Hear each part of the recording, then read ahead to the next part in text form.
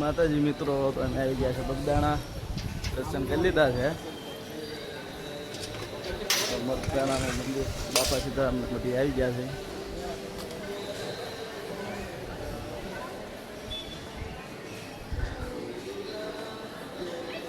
છે ને બાપુ.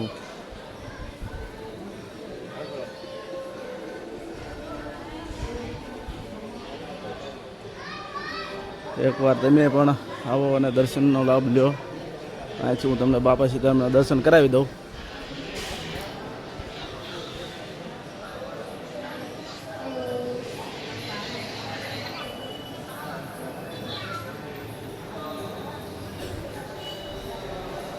તો મિત્રો હવે આપણે બગદાણા પરિક્રમા કરી લીધી છે.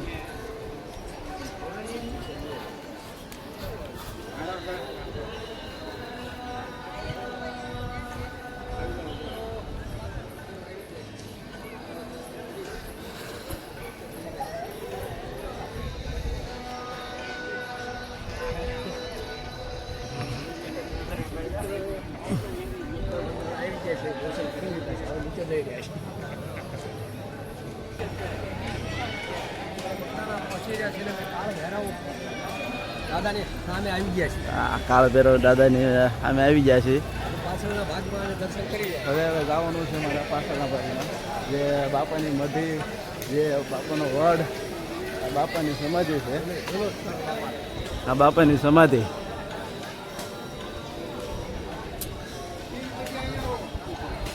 સમાધિના દર્શન કરાવી દઈએ તમને.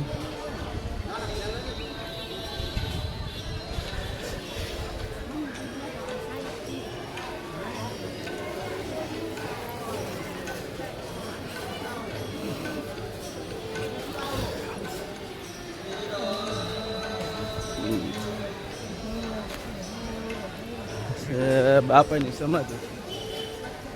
મિત્રો હવે અહીં પ્રદક્ષિણા અમે કરી રહ્યા છીએ.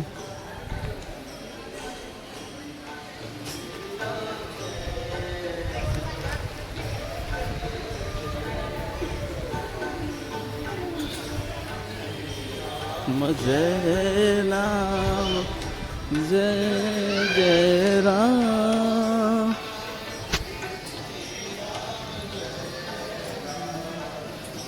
જય જય રામ.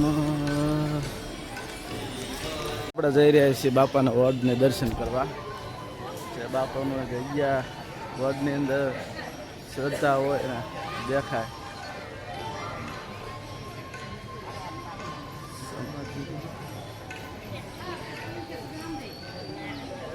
સપ તપને ધ્યાન કરજો બાપા.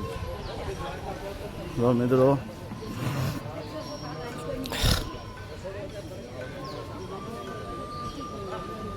આ બાપાનું ધ્યાન મંદિર.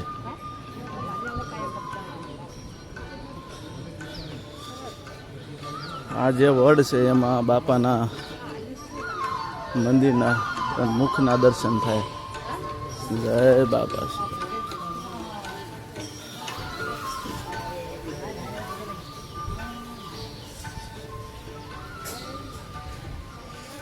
તો તમને મિત્રો બતાવીશ બાપાના વડની અંદર જે દર્શન થાય છે. જો આ મહિલાઓ જોવે છે.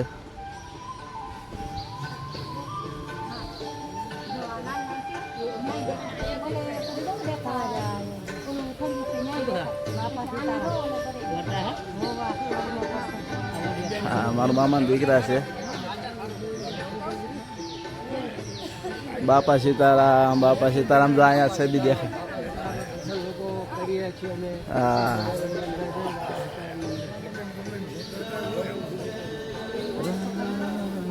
જય જય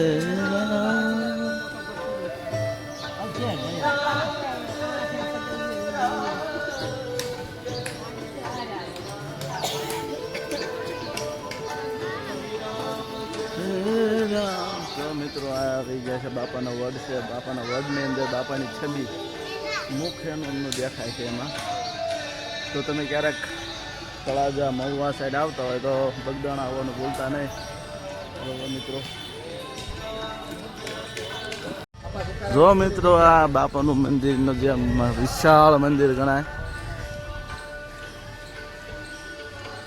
છે ને વિશાળ જગ્યા અને વિશાળ એનું મંદિર અને વિશાળ એની શક્તિ, જેનું જપ તપ ને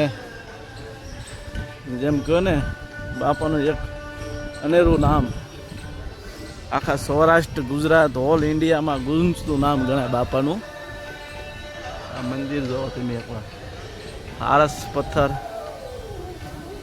એકદમ આરસ પથ્થરની અંદર મટેલું કોતર કામ, જે વિશ્વ લેવલે ગણવા જાઓ તો મંદિર આવી મંદિરનું સ્વરૂપ એકેય નહીં હોય.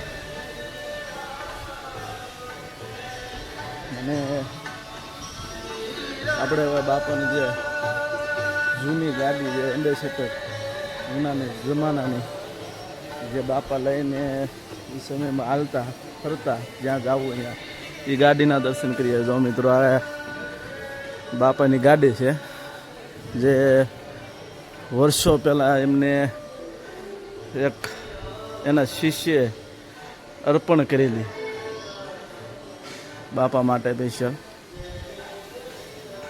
છે ને મિત્રો.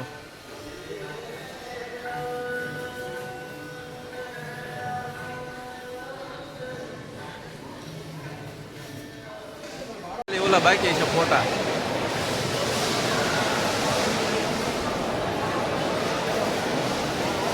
હિસાબની પ્રસાદ લેવા બેસી ગયા છીએ.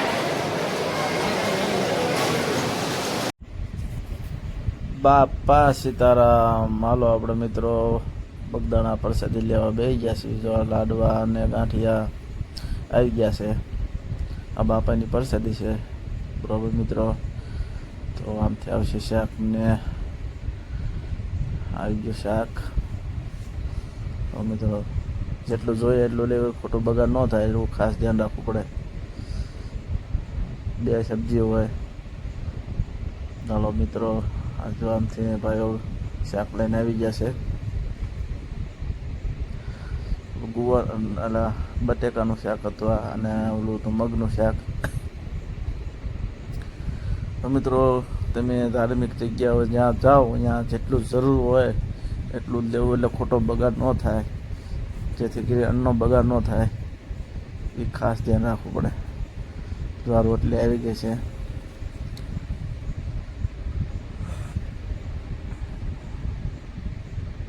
હવે આવી છે છાશ.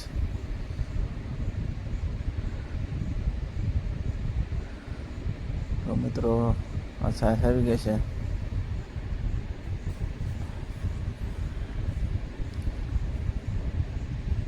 હવે આવે છે દાળ.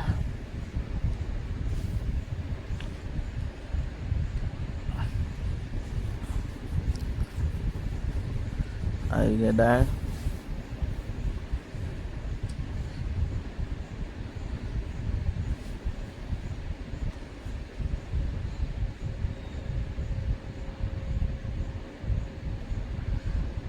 હવે આવે ભાત.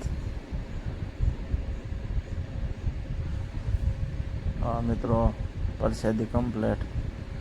દાળ ભાત શાક રોટલી અને છાશ, લાડવા અને ગાંઠિયા. હાલો મિત્રો બાપા સીતારામની પ્રસાદી લેવા આવી પ્રસાદી લેવાનું આવી ગઈ છે. પ્રસાદનો બાપા સીતારામ.